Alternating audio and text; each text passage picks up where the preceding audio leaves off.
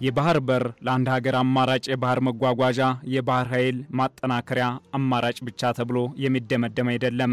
የባህር በር ከአየር ትራንስፖርት ቀጥሎ ከሀገራት ጋር የሚያገናኝ ወሳኝ መስመር ነው። የባህር በር ከዛም ይሻገራል። የአየር ክልል ማስከበሪያ ጭምርም ነው። አንድ ሀገር የወደብ ባለቤት ስትሆን ውጫዊ ጥቅሞቹ በውስጥ የማደግ አቅምንም ያጎለብታል። ከዛም ሲሻገር ዓለም አቀፍ ተፈላጊነት ይጨምራል። ከዛም በላይ በአካባቢው ሀገራት ዘንድም ተደማጭነትን ያጎለብታል። እንደዛም ሆኖ በእጇ ያሉትን ግዙፍ ወደቦች ተነጥቃ ወደብ አልባ እንድትሆን የተገደደችበትን በታሪክ ግጥምጥሞች ብቻ ሳይሆን በቀደሙ ጠላቶቿ ሆን ተብሎ በተሰራ ሴራና ተንኮልም ጭምር ነው።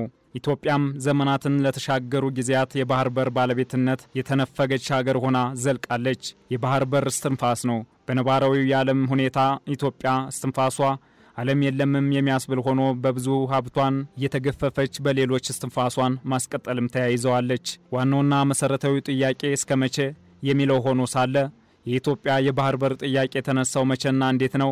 የባህር በር ባለቤትነት ታሪኳንስ መነሻው ከየት ነው? የወደብ ፍላጎቷን ለማሳካትና የሚደረጉ ጥረቶች ፍሬ እንዲያፈሩ ለማድረግ ከታሪክ መነሻ የትኛው ያዋጣል የሚለውን መፈተሽ ያስፈልጋል።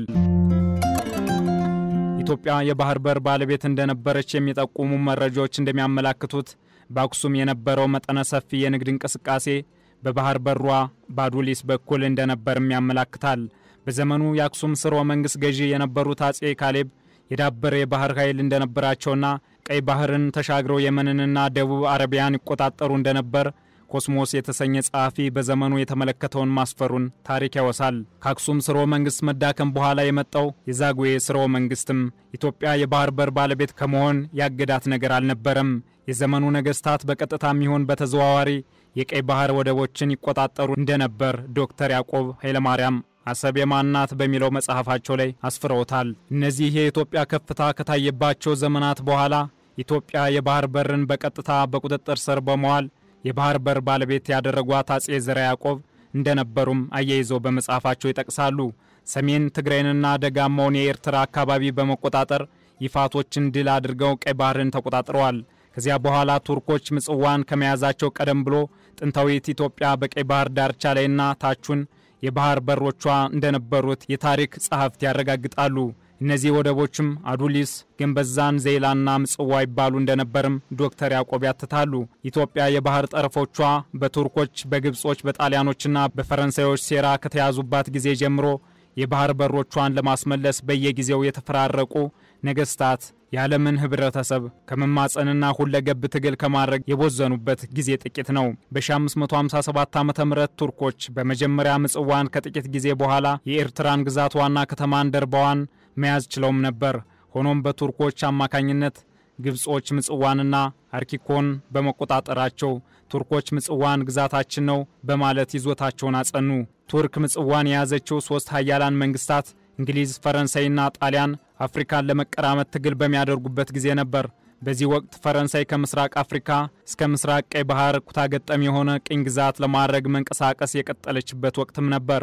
እንግሊዝ ከፈረንሳይ ጋር በነበራት ፉክክር ጣሊያንን የራሷ መሳሪያና ድጋፍ ለማድረግ አቅዳ ከአሰብ እስከ ምጽዋ ያለውን የባህር በር ጠረፍ ጣሊያን እንድትይዝ በስጦታ መልክ አበረከተችላት።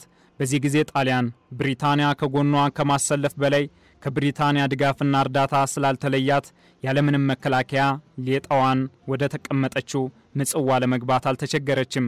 በኮሎኔል ሳሌታ የሚመራው 802 የጣሊያን ጦር ያለምንም ግብና ጦርነት በ1885 ምጽዋን በቁጥጥር ስር አደረገ።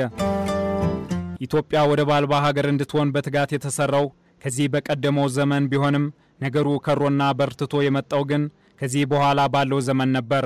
ነገሩ እርግጥ ሆኖ ኢትዮጵያም የባህር በሮቿን ሁሉ ወደ ማጣቱ ስትመጣ የባህር በሮች ላይ ምንም ድርሻ እንደሌላት እርግጥ ሲሆን ስጋቱ ማየል ጀመረ። መነሻው ይህን ይምሰል እንጂ ወደ ኋላ ብዙ አስገዳጅና የኃይል ተግባራት በኢትዮጵያም በኩል ተሰንዝረዋል፣ ኢትዮጵያም ላይ ደርሰዋል።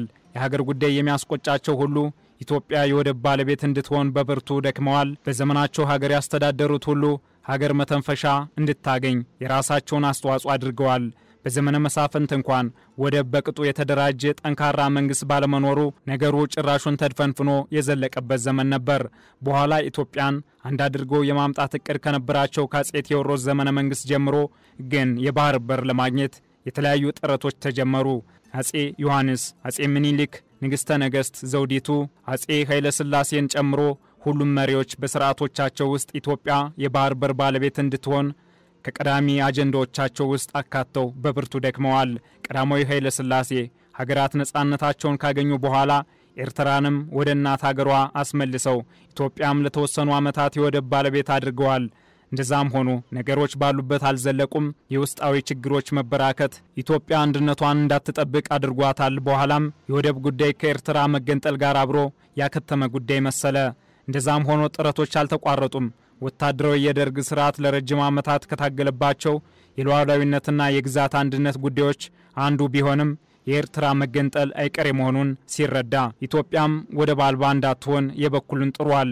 ከዚህ በኋላ ኢትዮጵያና የወደብ ጥያቄዎቿ ልክ እንደ ዘመነ መሳፍንት ለተወሰኑ ዓመታት ጠንካራ ጥያቄ መላሽም አካል ሳይኖረው 3 አስርት ዓመታትን አልፎ ከ2 ዓመታት ወዲህ ዳግም ተገልጦ ባለመድረኮች ላይ መጠየቅ ጀመረ።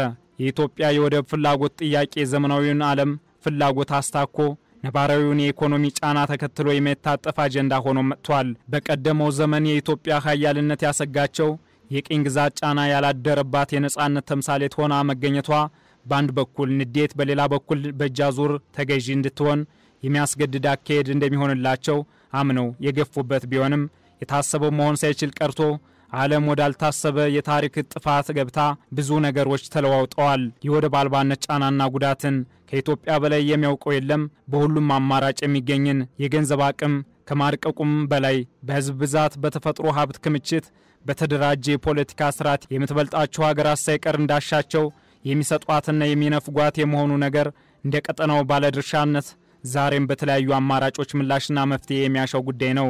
ቀይ ባህርና ዙሪያ ገባው የመካከለኛው ምስራቅ ሀገራትና የሌሎች ሀገራት መተላለፊያ ስትራቴጂክ ቀጠና እንደመሆኑ ፈላጊውም ብዙ ነው።